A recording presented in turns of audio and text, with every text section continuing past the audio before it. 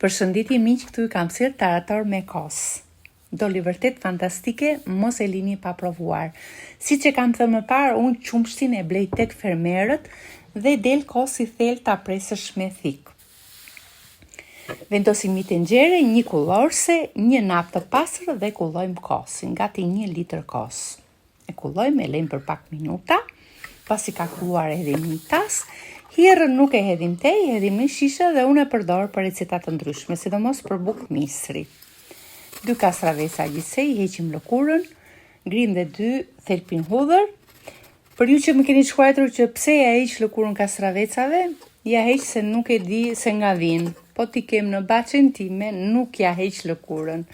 Shtrydhim edhe kastravecat tek napa, i hedhim tek kosi, 2 thelpin hudhër të grinë në rende, pak kopër, krip, vaj ulliri, e përzimir e mirë, e zbukurojmë me stolisi me kastravecë të grirë, me disa feta, 1 lugë vaj ulliri, dhe kur thot Eli, çat ta hash me sy. Ju përshëndes, ciao ciao.